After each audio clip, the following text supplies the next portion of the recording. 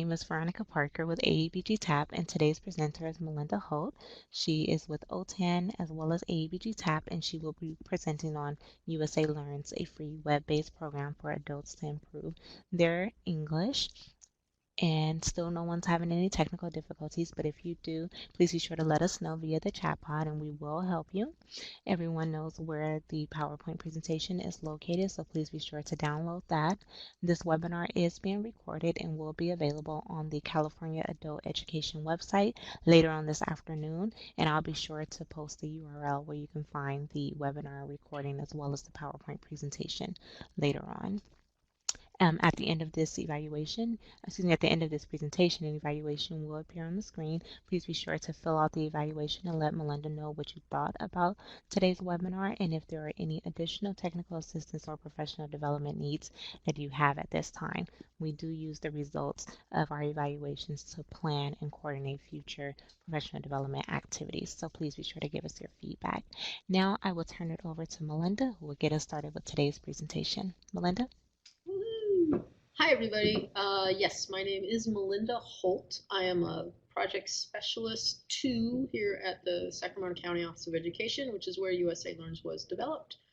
I actually helped develop the first site long time ago, back in 2007, when websites were relatively new for distance learning, which is how the USA Learns website came to be. I'm not going to get into the history of it because we don't really have that much time. I know an hour and a half sounds like a lot of time, but it really isn't when you're starting to get down into the nuts and bolts of this site. So if you want to learn the history, I am going to be showing you the resources area of OTAN, or of USA Learns, and you can read all about it and how it came to be through there. So Veronica made mention of the PDF. The PDF is actually a mirror of the presentation that you're going to be seeing. You don't really need it. It will describe a lot about USA Learn. So if you're here because you want to know about it, maybe you want to start integrating it into your program, or you want to show it to maybe your board of education because you want to adopt USA Learns as one of your learning tools and you need to show them a little bit, go ahead and use that PDF. That being said, I've had a few little issues here and there uploading into the Adobe Connect room. So if you look through it and it seems to be missing graphics, or there seems to be text that doesn't really make sense, it's kind of Greeked, or as we say, ASCII text, please let us know. You can email, tap at, I can't remember. Veronica's going to type it. So you can, there you go, tap at aebg.org, or you can email me directly. I am, I'm going to type here, mholt at scoe.net. I think that's SCOE. There we go. So anyways, if the PDF seems to be a little off kilter, that's okay. It's just mirroring me. Haha. But I'll get you a good copy. I think it's okay. I went through and I checked it, but just in case, okay? Alrighty, so USA Learns. I need to know how many of you use the site now, that you actually use it with your students. All I need you to do is type a yes or a no. Yes, you use it with your students. No, you do not. No, no, no. Yes, we have an Elaine. Okay, Elaine from Lompoc. Good deal. Who else is? Cecilia is typing. No, she decided not to. Come on, it's just a yes or a no. Some students choose it.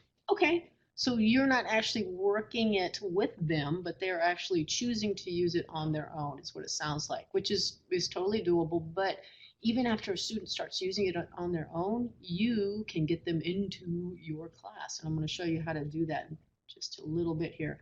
And I see some typing still going on, so I'm going to wait just a little bit. Did everyone answer? Dana? Yeah. Cecilia, Lisa, okay. You give them the choice, this is one. Okay, all right. So there's lots of things you can do as teachers on the USA Learn site. So what I'm going to do is I'm going to go over the first few slides of the PowerPoint, and then I am going to actually get into the site itself. because I think it's much better to see it than to look at a dry slide that just has pictures. Okay, so I'm going to click on the resume button so I can see what I'm doing here. And we're going to go ahead and click present. I'm using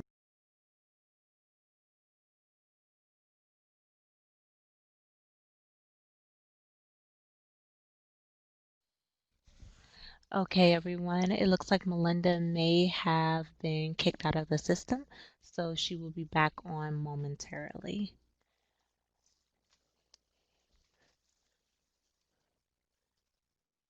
Yes, please just hold tight and we'll get her back on.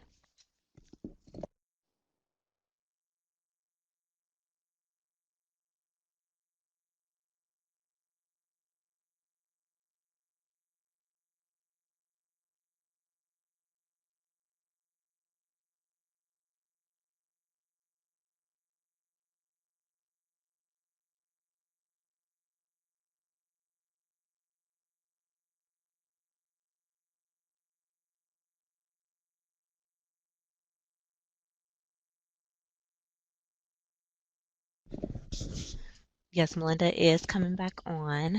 She experienced just a little bit of technical difficulties. It looks like she is back on now. That was kind of a roller coaster ride. So I'm going to try this again. I'm actually going to try and share this again. I know Veronica's going, no, don't do it. It'll be fine. What I think happened was that it really doesn't want to go into the present mode on the slides as well as the Adobe Connect mode. So I'm hoping that this screen is big enough for you to see because we're kind of stuck with it. Okay, so free. It's absolutely free. There's no charge to use the site. Absolutely no charge for teachers or for students. Okay, so I need you to understand that it is web-based. There's nothing that you can download. It's all in the cloud. You can use any browser you want, but it is free. Okay. By the way, this is me.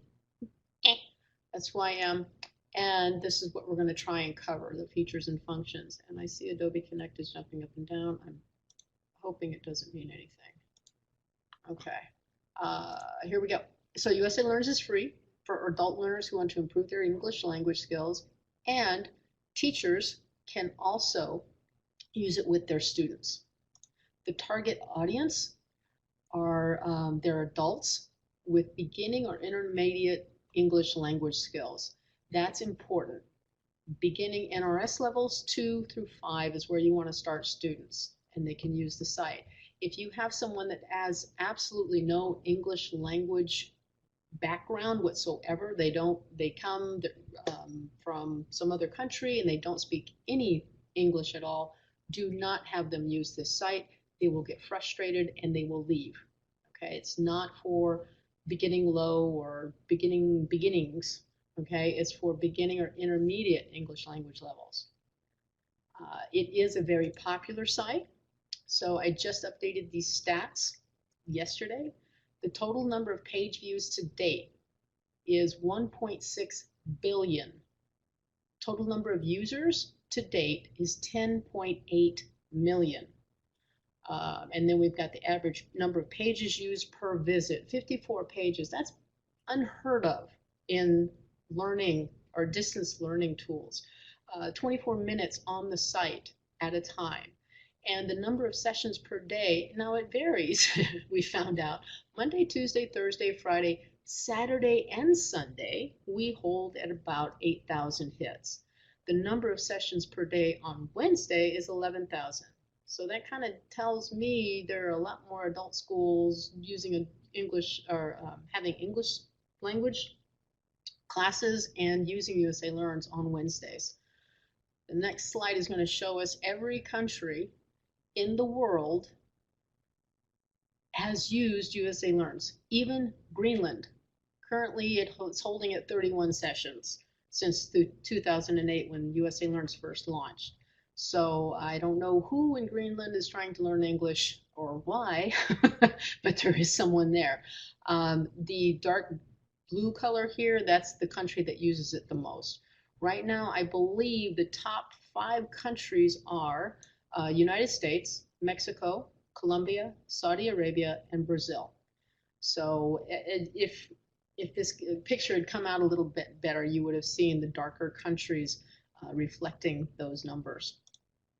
So again, this is yesterday at 9 o'clock, we had 159 people on this site. So I'm going to go through these next slides. Let's just give you a little idea that it's holding their interest. When students get on the site, it's holding their interest and they're using it. They're not just going in and doing a couple of things and then getting off. They're actually staying on the site and going through the activities. Okay. There are some requirements. There are computer requirements. If you want to use the microphone, isn't a requirement. It's highly suggested because there are some activities that require a microphone in order to work. So I think we've got some questions. Still no sound. Uh-oh. Are we okay? Veronica, could you come on and just tell me we're okay? We're Dana's type. good. Okay, we're good. Good. I'm sorry. I got paranoid. I saw some questions coming up, so I wanted to make sure. All right. Broadband internet connection. That used to be an old requirement because back when USA Learns was created in 2008, we didn't really have the bandwidth that we have now on Wi-Fi. So Wi-Fi is okay.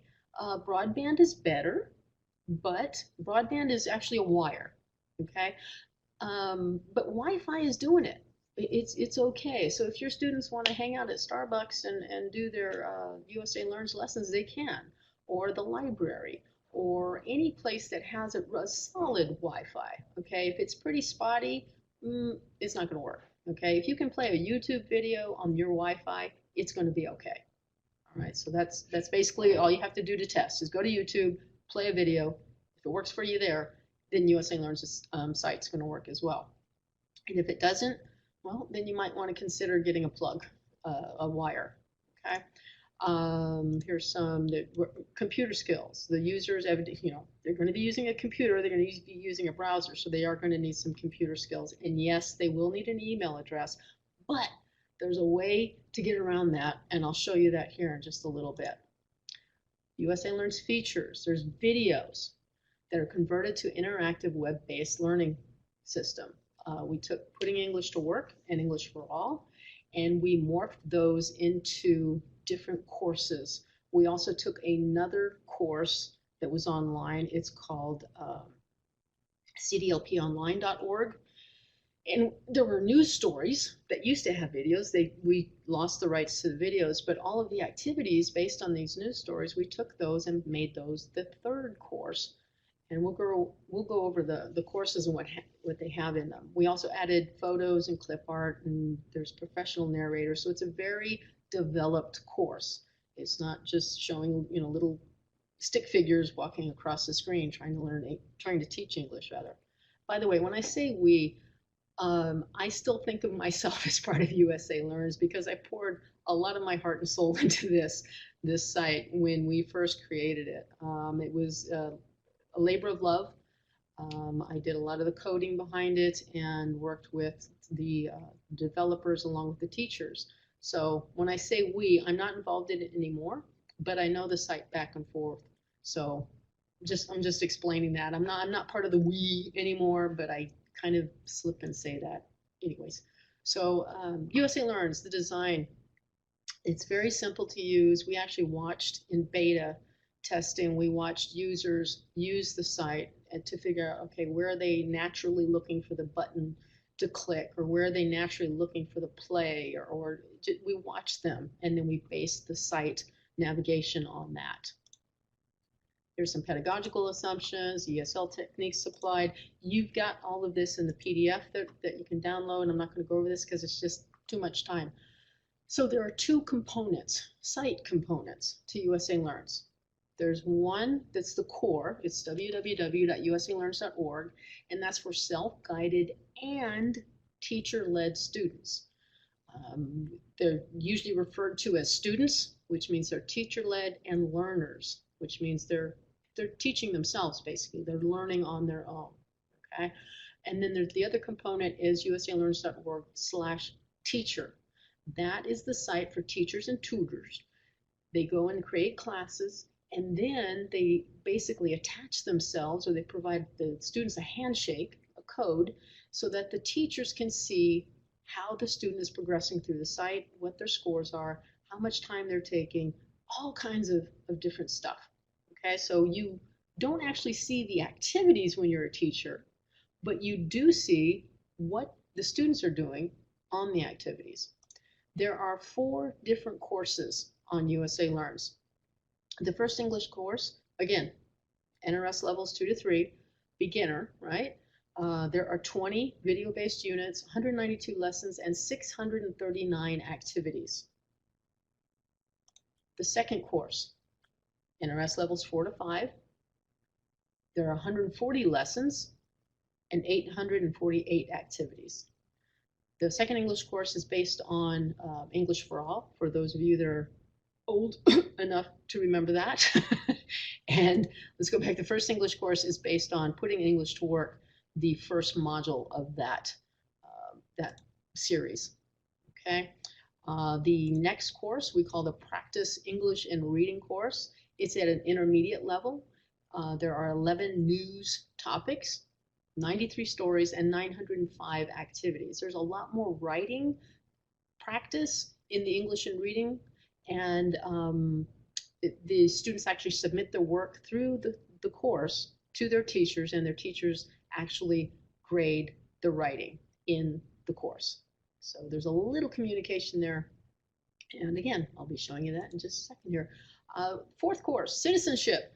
So this is level intermediate to advanced, and there are 4 units in that course. Now the full description of each course is located on the USA Learn site. I'll show you that within resources, and you can get you can actually lead your students if they've already know the steps to becoming a unit citizen. They could go to the unit 2 or unit 3, wherever they're at. And the citizenship course was just recently added, and I wasn't part of that, but it was a funding collaborative between the California State Library, New Americans Campaign, and the Sacramento County Office of Education. So all of these entities here, ELCivics, USCIS, they all had a hand in developing the course. These are the things that, that the students will learn. What happened there? There we go. So they'll learn about the benefits and requirements of becoming a U.S. citizen. They'll learn the basics of U.S. history. They'll practice English small talk, which is actually part of the test. Did you know that? And they will learn what to do after the oath ceremony. And here is the course. Now, my thought at this point, and I'm looking at the rest of the slides real quick while you're reading this one, because I did want to show you this. This is the course structure for the students. So they will start at the home page, and then they go to a unit, then they go to a lesson, then they go to the activity list, and then they actually do an activity. There are buttons, there are links that they can get back and forth really quickly. Here are the activity types. So we've got vocabulary, comprehension, grammar, writing, speaking, life skills, and assessment. The writing scores, we do not, or USA Learns does not grade the writing. That's still on the teacher. If the student is a learner, if they're doing this on their own, they can send the writing to somebody if they want to, but it doesn't get scored. Okay. And after that, yeah, and then it's going to go into the different types of lessons or activities that are on the site. So that is something that you can show your teachers, right, without actually going to the site. I am actually going to go to the site and show it to you. And to do that, I am going to go to USA Learns. Oops, I spell it right. You can use any browser. I'm using Chrome. You don't have to. If you don't like it, use something else. Right here is the home page. Usually, you know, and you've got a new student, they would click the Start Now button. They do have to have an email address. first name, last name. They submit a password, and then they type the same password again. I know this gives a lot of teachers pause because some of their students don't have an email address, or they don't want to create one, or they're just learning how to speak English. You want me to get them an email address as well. There's a way around this, and it's called a Gmail alias. You have to use Google to do it. Okay, I have an account, and it's called USAL student at gmail.com. So this is the real account here. And I'm going to make this bigger so that you can actually see what I'm typing. Okay, so this is a real account, USAL student at gmail.com. Okay, if I click between the username, USAL student, and the @ symbol, and I put a plus sign, and then I put my first initial and last name because I'm not going to forget that, or I could put a number like 899 just for grants. Okay, this will fly. This will work on the USA Learn site. And if a student forgets their password, or if they forget well, they wouldn't forget their email address, or they might. It's okay, because they can click on the forgot password link, and guess where the email goes? It goes here to usalstudent at gmail.com. That's my account. I'm the teacher. I created this student account. I created this Gmail address, I should say. Okay, so I can go into that Gmail and I can look for the forgot password verification, click on it for my student, boom, they're back in. Okay, as a teacher, I also have some special voodoo powers that I'm going to show you after we get this or sign in as a student.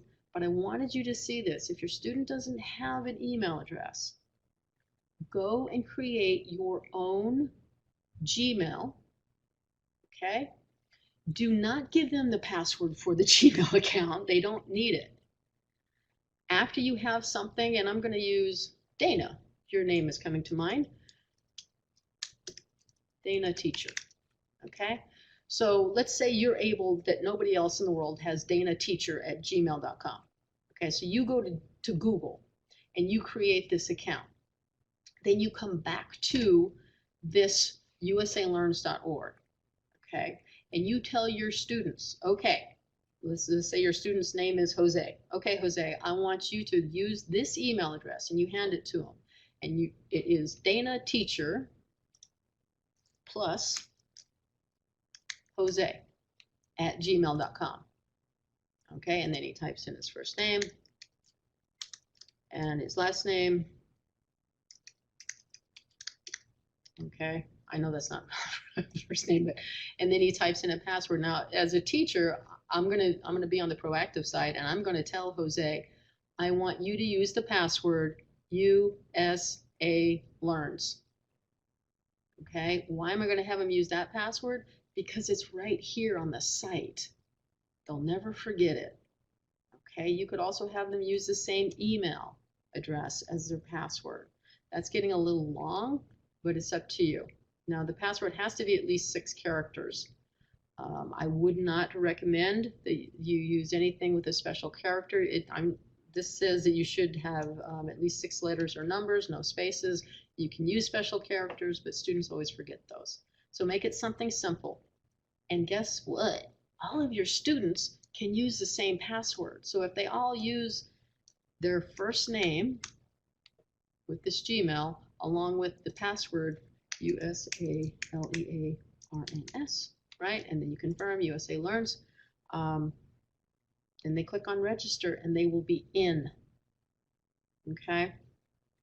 Now, we all know that Dana has not had time to go to Gmail and create this account, right? So I already have a student account. So I'm going to go back home. So if your students don't have an account, they will have to click on Start Now. If they have their own email address, great, have them use it. If they don't, you go to Gmail, create a Gmail account, and then come back to then have them come back to USA Learns rather, and just tell them to add plus whatever you want before the @ symbol, and it'll work for them.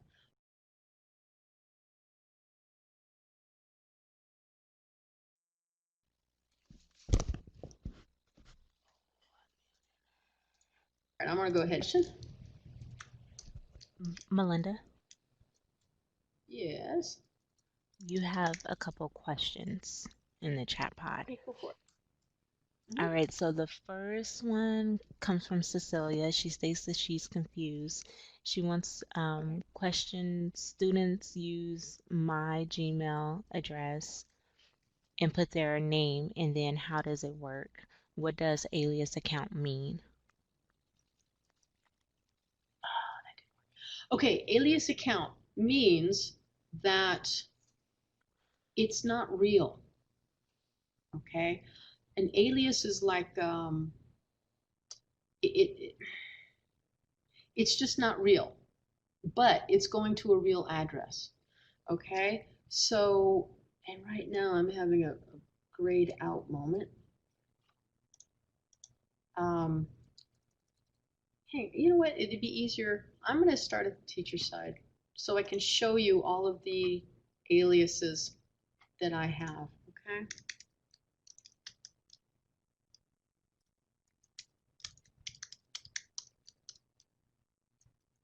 Just a sec. So this is the teacher side. Okay. And I'm going to open one of the classes that I created, and I'm going to view that class roster. And here we go. Now, the core Gmail address is usalstudent@gmail.com. Okay, so I went to google.com, right? And I'm signed in as the teacher right now, but I went to account, okay, and then I created that account. I created USAL teacher. Here it is, USAL teacher @gmail.com. Okay, so after I created that, I'm sorry, gosh, I created one called USAL student @gmail.com. USAL student @gmail.com. All right, and then I told my students, okay, be-doo, here is your email address to use on this site. You're going to use USAL student plus 904 @gmail.com. And then I told Kudaberry to use USAL student plus 911 @gmail.com. Cookie Chew uses USAL student plus 909. They all have the same password. They all have the same password, but they do have different email addresses. That way, when I go to look at Bidoo's work, I can see just what that person has completed. And as you see, doesn't look like they've done too much. Okay, so I'm going to go to the first English class, and then I'm going to, as you see right here, this is telling me this is what they've done. Okay, so it's about halfway done. And here is what Bidoo has done so far on the course. So I am signed in on the teacher side so that I could show you all those accounts. Okay. Bidoo has been there for a total of 2 minutes and, well, actually 2 minutes exactly. They got 100% on meaning match, which is great, but then listening match, they only got 50%. So as the teacher, I'm going to tell that person, okay, you skipped the welcome, you skipped learning goals, you skipped the meet Miguel, so you skipped all these activities. I want you to go back and redo these. Okay. Does that answer the question as far as the accounts are concerned? So let's go back to the account. Here we go. Did that answer the alias account? So yes, you create the core account. You can name it anything you want. Now, I would suggest you name it something that's going to mean something to the students. Maybe your site name, if you can get it. ESL class, I can guarantee you it's already been taken. Google is used worldwide, so that's probably not going to be available. But if you work at San Juan Adult Education, maybe San Juan AE at gmail.com. Okay, so you create that as the teacher. Then nobody else has to create anything. You give your student a little piece of paper that says San Juan AE plus 101. And then you give the next student San Juan AE plus 102, right? And they all have the same password. So if Jose forgets his password, Dahlia can tell him it's USA Learns. Or it could be San Juan. It doesn't matter, right? You decide. And if it comes to, if you want everybody to have their own password, that's fine too. If they forget it, you can click on a student within your roster and you can actually edit the student account. This is really helpful when they start getting their own email address, their own digital persona. You can change their first name, their last name. You can change their student credentials, so you can update their email address. You can also type in a password. And make sure you type it correctly twice. You can't see it. I know that's a pain, but you click save. Now Bidu will have to sign in with the password I just typed. Are we okay? We good? Yes, Cecilia said she's okay. Okay, good. So I'm going to copy this email address and I'm going to open up Firefox. So what I'm opening up Firefox, you can't see it yet. Here we go. With Google Chrome, I am signed in as a teacher, but I want to show you both sides. And the only way I can do that is to be signed in twice, once as a student and once as a teacher. And the only way I can do that is to have two browsers open. So I'm going to go back to the usalearns.org site. Okay.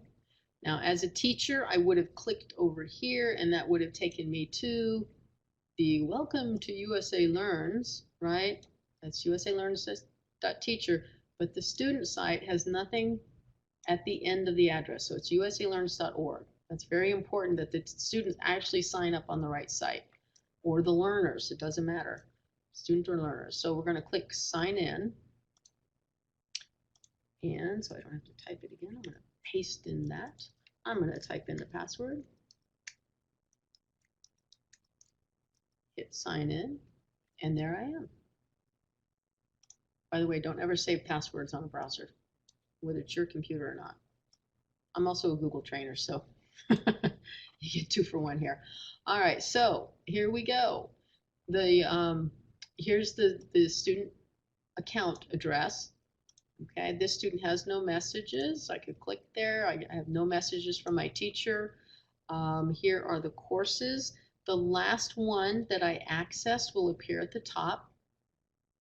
Okay, and they appear in order. If I'm with a teacher, then English Wonderful Class is one that I created. This one up here, Bloop with Brooklyn, this was actually a workshop that I did on USA Learns, and somebody created this teacher account, Brooklyn, and they named their class Bloop. So if I click on this, one of these links, go to my next activity or select a different unit, I can select, there's all of the units within this 4th course.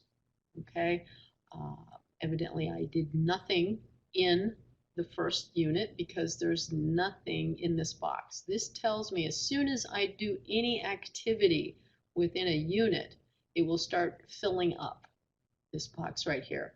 And when I complete it, then I get a score. So as a student, I know that a half-filled box means that I still got some stuff to do. An empty box means I've done nothing. Okay, if I want to get back home, I could use the home button here. I can use the My Home button here, or I could use my browser's back button. I'm going to go ahead and hit home, and there I'm back to my home page where all of my classes are. Right here, Testy Teacher actually has English Wonderful Class and English 2 for Class, right? We actually saw those. It's probably too quick for you, but we saw those when I signed in as a teacher. This student has not started the second English course yet. As a teacher, if I want to know what my students are doing at all times, I am going to have them sign into my first English course, my second English course, my practice course, and my citizenship course. So I'm going to have at least one class of each of those courses. Okay, and then I'm going to have my students sign into each one of them. So that if I, as a teacher, go into my roster for the second English course and I see that Bidu has done some lessons there, I'm going to have a little talk with Bidu because they shouldn't be on the second English course. They should be taking the first English course. Okay. As a student, you can also not be in a teacher's class.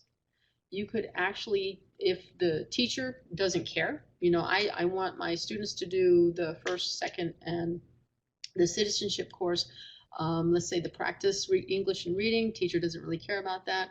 The student can do that without a teacher. And you can see here, there's no teacher name next to practice English and reading. There's no teacher name. So I can do this activity and my teacher will never know it. Okay, so you can do, as a student, you can do the classes without being enrolled in a teacher's class.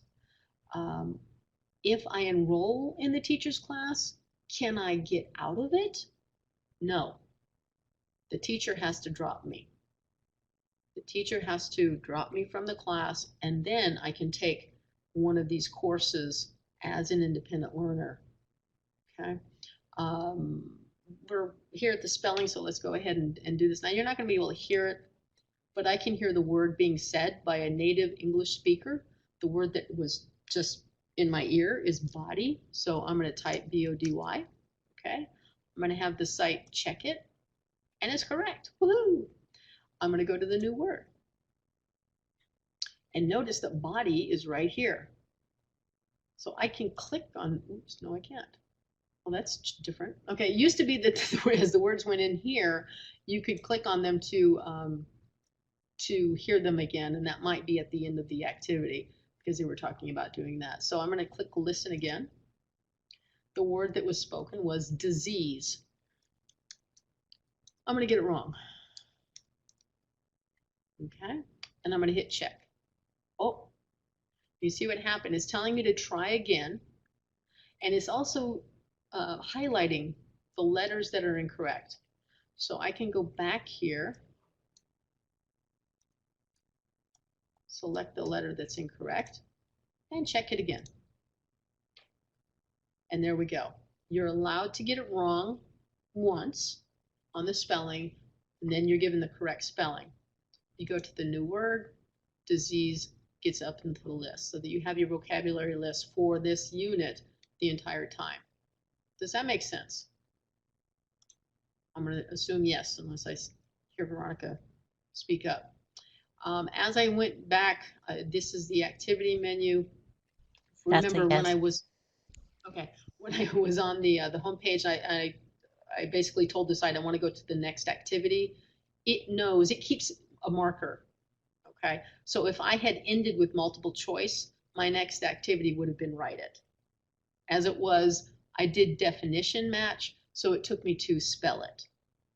Okay, so that's, and I haven't finished it yet because there's a box here, right? And there's no score. There are some activities that cannot be scored. So if there's a little dot, we can score that because the student's actually doing something on the site. Okay, definition match, they're matching words to definitions. Spell it, they're actually typing something out. But for something like basic story, that's actually a video. So if I click on that, or actually it's audio, I thought it was a video. So we're going to hit listen. Sometimes it takes many years for diseases to be found. And I'm going to pause because what it's doing is it's reading the story for me. Okay. If I hit next, it'll go to the next activity, or I can go back to the activity menu. And there I see basic story is complete, but there's no score. We can't score things that students aren't actually touching. Okay, they're watching something or they're listening to something, but we can't actually score those. So if you see a little dot, and the teachers will also see a little dot on the student activity report. Okay, so if you see a little dot, just means they haven't done it yet or they haven't completed it yet. As soon as they finish, so as soon as this little box is all filled up, there will be a score underneath the score in the score column. All right, if the little box is all filled up, but there's a dash, there's not going to be any score. Okay, and some of you are probably going, well, yeah, what good is that? Because I want to see how long, maybe they just went through and hit next, kind of like what I did. You can look at the time. So you will know whether or not they actually read that story. And to prove that, I'm going to go back to the teacher side. Okay, now we're looking at Be-Do, right?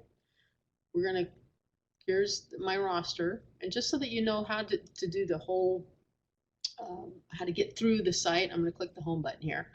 Here is my roster. We were looking at, oh, no, we weren't.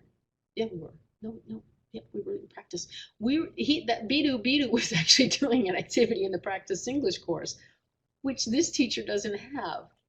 All right, so let's go look at Be-Do somewhere else. Okay, we're going to look at another activity. I'm going to go to the English Wonderful Class. I'm going to look at the class roster, and here's Be-Do. And then we're going to look at the scores. Okay. They've only worked on the first English class. They've done the introduction of vocabulary. And here is how much time is spent. So if this said 10 seconds, okay, this is right here, the last two numbers on the right are the seconds, the minutes, and then hours. If you see that someone has spent 10 hours on one activity, they probably didn't. They probably left their browser window open and walked away to go do their job or whatever. But just pay attention to the hours there as well. If that's too much, and if the seconds are not enough, you know that they're not actually on the site. Now, what's supposed to happen is that they will time out. The site will time out and sign them out. If they come back to an activity and try and do something, when they hit submit, it won't do anything. So they actually have to sign back into the site and then go back to that activity. So that's something to keep in mind as well. So we just saw that Be-Do did some an activity on the Practice English Reading course, right? And I, as a teacher, know that Be-Do has done some work, and I want to see what he's done. So I'm going to enroll this student in my Practice English and Reading course. Here's how you do it. You actually have to create a course to do it. So I'm going to go, as the teacher, I'm going to go back to my home page. I'm going to start a new class. The title of this class is I'm just going to be very unimaginative and type practice and put the number 3 because this is going to be based on the third course. So I get to title my class whatever I want, and then I base the class on one of the courses. I'm going to base this class on the Practice English and Reading course. If you don't want to type a description, this is a little hint for you. Just hit the space bar. Okay. The start date, it always defaults to today. If you don't want your students to be able to enroll until tomorrow, then you would put 9/6. Be careful about the end date because end means end. Okay, now you can always go in and change it, but if you put the end date as 9/6/2018, nobody will be able to use that class until you open it back up. Okay, so be aware of that. I don't ever put an end date here. I'm going to create my class right now. Oh, description field, yeah. So space doesn't work anymore. Let's try period. There you go, that works. So a workaround, just put a period if you don't want to type in a description. So here we go. Here's practice 3. Okay. I have nobody in the class. All right. But I can get them to enroll by giving them the class key. If we're in a lab together, we can look at it together. Here it is. Or I can print out instructions, right? I hit this little print button and there it is right there. Okay, these are instructions on how to enroll in the class. Or I can actually email the instructions to my student. Now, be careful because if you have used a Gmail alias, so if I typed in here USAL student, oops, plus 90, I don't know, I think it's 4 at Gmail, right? If I type that in there, the email is actually going to come to this account, which is me. So don't send the email instructions to students if you use a Gmail alias. All right. What you would do again is to print out the instructions, hand it to them, or everybody does it at the same time, or you can actually have them sign into their account and type it for them. Okay, so I've copied this code. I'm going to go back to my home page. I'm on the student side now. I'm going to make this bigger so you can see it. Pump this up just a bit. There we go. Okay. Now right here is the last class that I just did something in, right? But there's no teacher name, right? So I'm going to enroll in a teacher's class. And here's the class key. And then I hit enroll. And that's all I have to do as a student. I can go to my next activity. I haven't lost anything. To prove that, I'm going to select a different unit. And here we have health and safety still has the box halfway filled. Here's the body scan. The body scan is where we just did this basic story. We just did that one. Okay, now I'm going to go back to the teacher side. You guys are going to get whiplash. I'm going back and forth between accounts so much. Here's the teacher side. I'm going to go to my class roster. Hey, look at that. It happens just like that. Instantly, Bidu Bidu is in my practice English course. If I had signed in, I would have seen all of my classes, right? I would have gone to practice 3. I would have viewed class roster, and the same result, I would have seen Bidu Bidu. Okay, so I'm going to click on that student name, and I'm going to look at their scores. And here we go, health and safety. It mirrors the student side, body scan, and here are the activities completed or not completed by the student, the number of times that they've tried it, and right here's a big tip-off, 18 seconds on the basic story. So this is a story, whenever it says basic story or read it, then they should probably be spending a little more than 18 seconds on it, right? So I might tell my student, you need to go in and do that again. Does it give it a score? No, but I can tell how much time they've taken to read that story. So if I look at this and if the next time they attempt it, it's 20 seconds, I'm gonna have a little talk with Bidu Bidu, okay? Now we all work with adults, so she shouldn't have to do that, but I'm just showing you. So we've also, USA Learns is also used in high schools.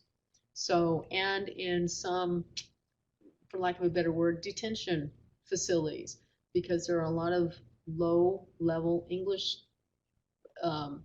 not English speakers, but low-level English learners at detention facilities. So this is being used. Okay. Melinda, Yes. there is a question. Well, there are 2 questions. The first one is, how do you select level? How do you select level? Level of what? Okay. Because, yeah, let me go back to the home. Okay, when you start a new class, And this is kind of a segue. Right here, I see I have 37 students in the one class and 14 students in the second course, the English 2 for class, okay? You don't really select levels. You don't get to decide which activities are viewed by the students in a class.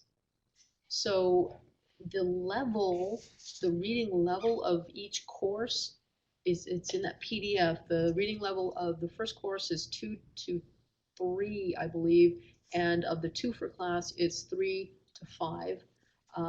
The practice course is 4 to 6, and then the um, citizenship prep is intermediate and above. Okay. Nancy says thank yous. The courses are by levels. She has it now. Okay. And then the second question is from Elisa. So students Mhm. have to be within the USA Learn site logged in for them to input the code to be added to a class. Is that correct? That is correct. Something that I did because only because I'm a trainer, I needed to have a bunch of accounts that I could use. And I didn't want to take up time in a workshop to have everybody type in their first name, their last name, their email address. So I went in and I created, yes, folks, 900 and some odd accounts. It took me a couple of months. I did 101 through 199. I did because I needed a bunch of accounts. One thing, and I still have these 900 numbers because I still sign in every once in a while. Here's something to keep in mind as both a student and a teacher. There's a time limit on how long you cannot be on USA Learns, or that you cannot be using USA Learns. Okay, students have 6 months. They have to sign in at least once in a 6 month period. Okay, they don't have to do anything, they just have to sign in. So the last time Sneaker Snack logged in was 417. That's when I signed in everybody. Okay, the last time Miley Wiley signed in with a different guy, I upgraded the email address because they wanted a different email. Okay, I did that. And Itty Bitty Witty, same thing. They both signed in at different times. And then the last time that they did any activities is listed here. Okay, so you have to sign in. Now, as a teacher, the time limit, you get a little more. You get a little more because you're teachers, so you get a year. All you have to do is sign in. So this teacher, testy teacher, has to sign in 1 year from, well, 1 day less than 1 year from now in order to retain their account.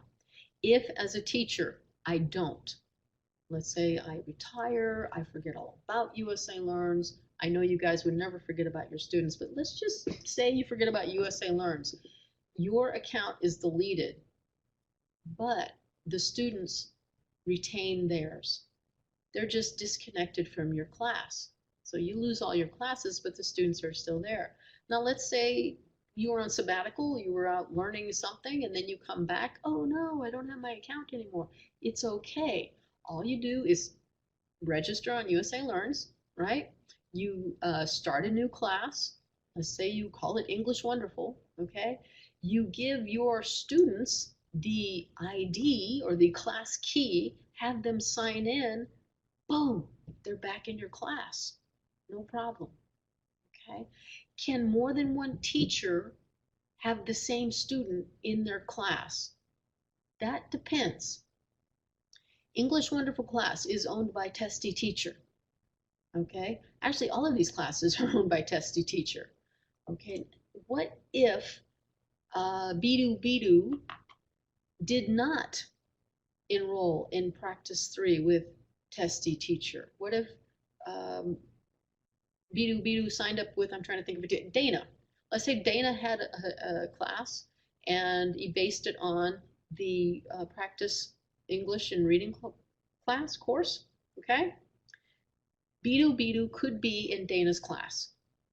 Can Bidu Bidu be in Dana's third course and Testy Teacher's third course? No. Can Bidu Bidu be in the second course with one teacher and the third course with another teacher? Yes. I hope that made sense. It makes sense to me. So a student can be in two different teachers' classes as long as the classes aren't based on the same course. There. All right. Um, so if you have a student, you teach beginning English and you want them in your English Wonderful class, they can do that. They keep their English Wonderful class and they move on to Dana, who is the English 2 or intermediate English teacher. Then they can sign up in that class. So they can be in two different teachers' courses as long as the courses are different. I hope that made sense. The next thing you need to know as a teacher is, let's say you've got your class roster here, and Bidu, yes, I have a question Yes, you coming in. do. Oh, no. If No? um if Okay. you teach if you team teach, can two teachers see the work? Mhm. You betcha. You just have to share the account. We actually have an entire program using USA Learns in Boston. It's Notre Dame Adult Education something something. There's a couple of words at the end of it. But Margaret Lannon is the administrator of the account. She created the account. She started using it. All of her teachers wanted to use it too. She gave them the user ID and password. And then they each have a class. You know, with her account, she's got like 30 or 40 classes because she has 30 or 40 teachers working out in remote areas. Each one of those classes has at least 5 to 10 students in it. It's a very large program. So the answer is yes, absolutely, but you have to share the class. And then Margaret administers it, and she's threatened all of her teachers with death if they change the password. So, that's the only thing. You can't change the password on anybody. So if you have your own account, can you change your password? Absolutely. It's right over here on the right-hand side. You can change your name, you can change your email address, you can look at messages that you might have gotten back from students, or actually the ones that you've sent to students. So let me click on that, because yes, you can send messages to students. And you can tailor them to just a student, or you can send a message to your entire class. Hey class, there's no class on November 23rd through the 25th, right? So, and it's telling us to add a new message, visit your homepage, select the class you want to message, and then click the new message link. Okay, but here I can see the messages that I have sent, and right here, there we go. So there's a message that was sent to a student. So I can see what I've sent. Okay, now you want to know how to send? You would go to the class, click on it. This is a toggle button, by the way. It turns on, turns off when I click on it. And then you would click on new message. Here, now it's telling me there's no active students. So you can only send a message after somebody signs in. Okay, so right here, I'm going to type in holiday, and then I would type my message, blah, blah, blah, blah, blah, bing, bang, bang, bang, right? And I can decide who the recipients are if I had anybody in this class. Hang on just a sec. We will do that for real, because there's a lot of people in this class. Message, here are all these students, right? So again, we're gonna go holiday, type in the message, blah, blah, blah, ding, ding, ding, dong, dong, ding, right? And then I can select all of the students or just a few, okay, depending on what the message is.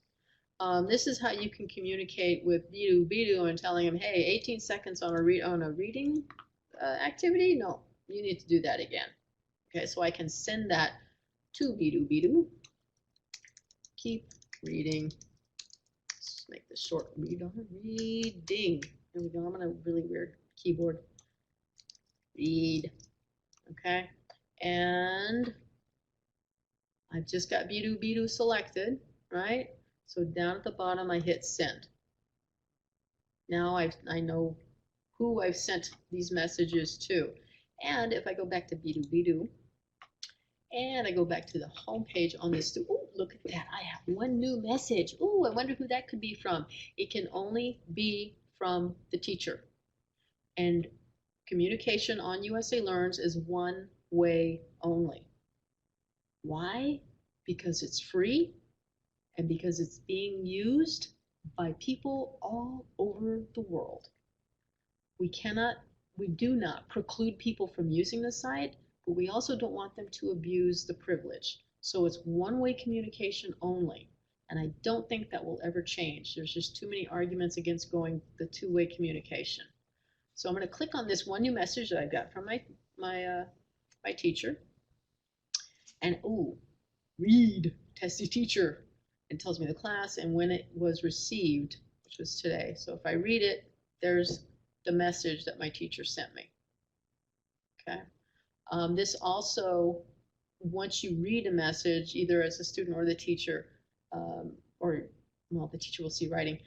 I can, every time a teacher has graded a writing assignment, I will get a little message up here as well that your grading has been, or your writing has been graded.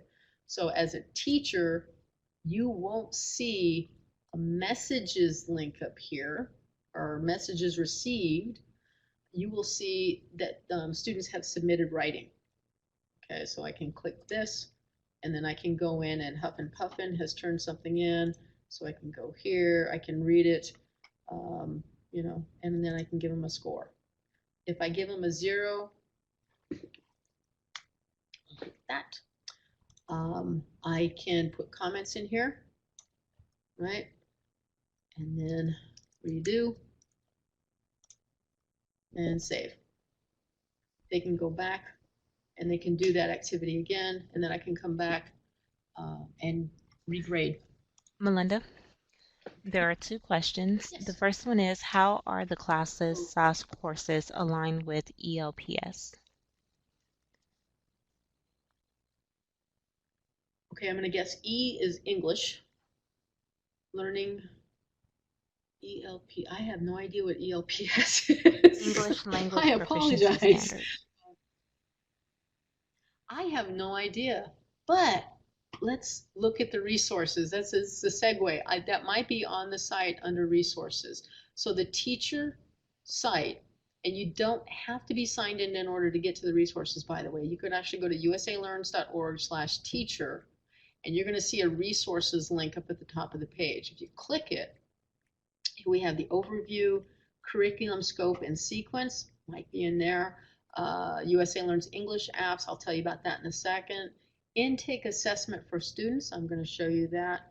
And then some of the video scripts. This is also important, more practice resources. So I'm glad you asked that question because I don't know the answer, but it could be within the curriculum and scope. This is a PDF, it's a very large document. You could download that, maybe do a search on ELPS and see what comes up. Other than that, I'm not sure where I could get that answer for you. I will ask one of our lead teachers that created this site. Her name is Evelyn Fella. I'll get a printout of this chat and I will inquire what the ELPS standards are. If she knows, and if she doesn't know, Okay, nobody and the does. second question So, is, the messages are only staying within the site, not being sent to their email address. If the student used their real email address, would they get an email saying they have one new message? no, Okay. And then another no, question, any limit to retakes? no, absolutely none. They can retake it as many times as they want, but you will see every retake. So if a student has done an activity 25 times and they have 100%, that's up to the teacher to decide, okay, they kept doing it until they got it right. That's good. But do I want to give them that 100%? Do I want to give them that full credit for that activity? That's on you. The site is not a learning management system. Okay, it's not a full-blown learning management system. It's an online. It was developed actually for distance learners to learn English. It was not developed in any shape, way, or form to include teachers. The teachers saw the site when we were doing beta testing and went, "Ooh, can I look at that? Can I see some stuff?" So the teacher side was a dumbed down version of what I'm showing you now. It was very, very limited. Uh, but then as funding was was acquired, and the funding, by the way, are these things down here. This is the only way USA Learns gets money anymore. It's from the ads that are on the site. So Google Analytics gives us like a penny for every 5 clicks or something, and that's enough to keep our programmer alive and updating the site when needed. So just something to think about. This it's a free site, but it's not being paid for by anything or any entity. The funding for it was well, read the PowerPoint. I'm not going to get into that because it's taking away time. Curriculum and scope. Look at that. Look at that for the ELPS. Okay. There's an overview that describes the target audience, the site features, and all kinds of stuff. It gives you a little bit more just text of the site instead of like the pictures on the PDF that you have. The English USA Learns English apps. The students can download the first English course apps on their phone or their tablet, and they can, this is like just another tool. It's not part of the USA Learn site. It's another tool, and it's not 4 different courses, okay? It's the first English course that's been split up into 4 sections, and a few little goodies here and there. There's some different stuff than what's on the site, but it's mostly the site plus a few little things, okay? So they can download these. These do cost. They're 99 cents each. And every once in a while, they give I don't know, they send out a notice that, hey, you can get the apps for free for the next, 20 days or something. So be on the lookout for those. And then tell your students that they can download them, but they're only 99 cents. So it's another tool for your students to use to learn English. Also on the resources page, the intake assessment. So if your student just came in, they say, no, teacher, I'm advanced, I know all this, have them take the intake assessment. You click on the link, then you go up to where the URL is listed, okay? It's where to start.usalearns.org. You copy that and you send it to them, okay? So they will open up this page, and then they click answer these questions. There are 10 questions taken from the first, second, and third course. And we'll just go ahead and do them real quick so you can see. Now, this right here, they have to click listen to, and then select the 5 letters that they hear. This one part of the site does require Flash Player. So they can't do it on a tablet and they can't do it on a phone. They're going to have to do it on a web browser using a computer or laptop. So I'm going to answer these questions. I don't know if they're right or wrong. They're, I'm bound to be getting something wrong. All right. And there's 7. Okay. And there's 1. And there's 9. And we're almost there. And I have no idea what the answers are. Oh, there's 12. Here we go. So here is my test result. Okay, it's telling me that you should begin with course 1. Independent learners can also get to that intake assessment, so they can basically test themselves. And here we go. This is where I would type if I was the one taking the test, and then my teacher's email, and then I hit send. And basically what you're doing is, or what will happen is that you will get that suggestion that this student got so many wrong out of so many questions of the course, and that they probably should start, it's suggested that they start with the first English course. Okay, so I believe I kept one of those that I did as a test. Hang on just a sec. I'm opening up my Gmail as a teacher. Here we go, where to start scores. So we'll pump this up a little bit so you can see it. There you go. So this is what you would receive as the teacher if the student typed in your email address correctly. Melinda, Yes, I knew that was we going have to a get a question. question. Cecilia wants to know they don't send it to your USA Learn Teach email. Well, this is one that I sent to myself 2 days ago. Okay, the one that I just did, I sent to my SCOE.net. So they can type in any email address. It doesn't matter. They could type in your administrator email address or your co-teacher's email address. As long as they type it correctly, it's going to go to somebody. Okay, so it doesn't have to go to you, Okay, right? she said okay. Okay. Yeah, at Bidu's been taking this intake assessment, I don't know how many times, and always got to take that first course. So, um, where are we? Oh, I got off the site, Melinda. Okay, now, by the way, this part of the the intake assessment was actually developed by OTAN. So a while back, we were looking at the resources on the teacher side. Here we go. We did the intake assessment. Now the second course video scripts, some teachers like these so that they can see what the script of the videos is going to be that their students are reading. So we put that on the course for you. And more practice. This is really cool. So you finish USA Learns, or your student finishes USA Learns, but you want them to have more to work on, like that's similar to the first English course. So you go to more links for practice. You click on the first English course.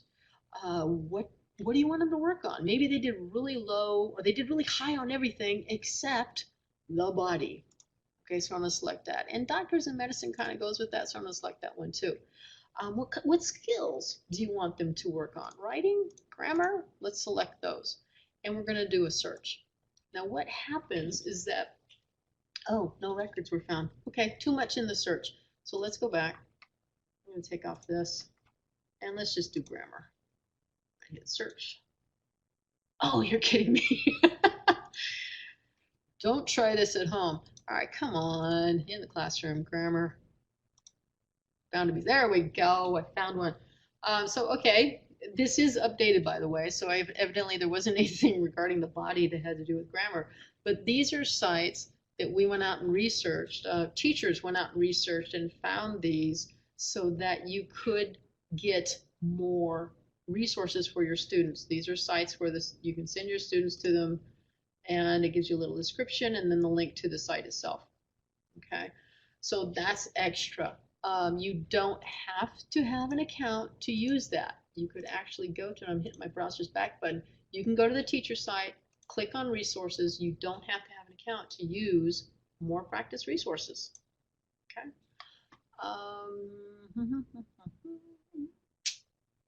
Any questions? I'm running out of material, believe it or not. Yes. There, there are no questions. Cecilia is typing, Okay. but there are no questions. Bless your heart, Cecilia. Give it to me. And while you're doing that, I didn't click on the instructions button, which is important. USA Learns is minimally funded. I already told you the only funding it gets is from these ads down here. So there's no tech support for the USA Learn site. Well, actually there is. It's minimal though. Okay. So you can email help@usalearns.org and eventually you'll get a message. Okay. Usually it's 2 to 3 business days. Sometimes it's faster. Sometimes someone's working on the support box and you'll get an answer right away. But most of the questions, believe it or not, don't come from students or learners. They come from teachers. Bless your hearts. So these how-tos, these tips were created that related to the most questioned to the messages that we got that had the most questions. There we go. So how to create a class. This is a step-by-step on how to create a class. Okay? Or technical requirements. You want to know what those are? Here we go. Or You want to know how to manage your classes and your students. Here we go. So read these, okay? Go through these, and you can actually print these out. And because it's HTML or responsive design, you can also look at them on your phone if you're not sure, or if you're off site. So, but read those. It'll give you a lot of information that you might not need to wait. You might have the answer right there underneath your fingertips. Just click for instructions. Did that question come through? No, but Cecilia said that is what she needs, how to create a class. We do have another question Okay. from Elisa. She asks, can you show us an example of a writing assignment that a teacher would have to score manually? I think I did, but I'll do it again. Just a sec. I need to sign back in again. I timed out.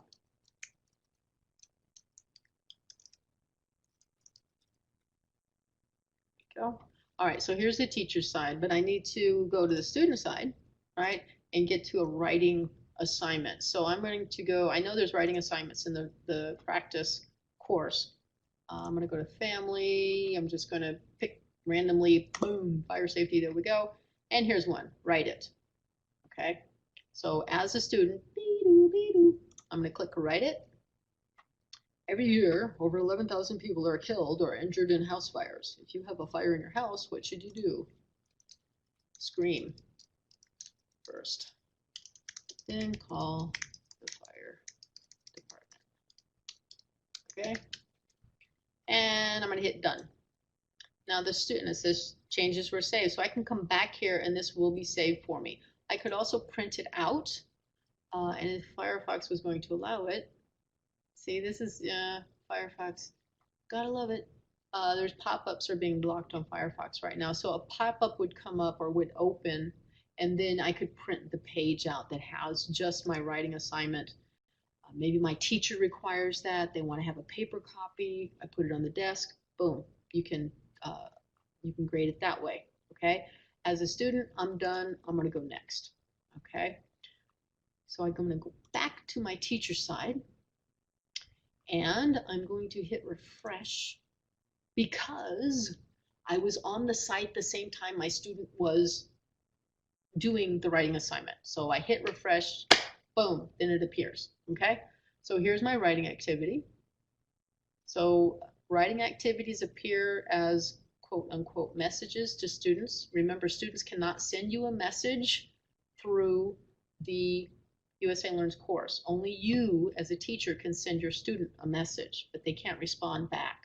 They just do what you tell them to do, or they read good job and they're happy, okay?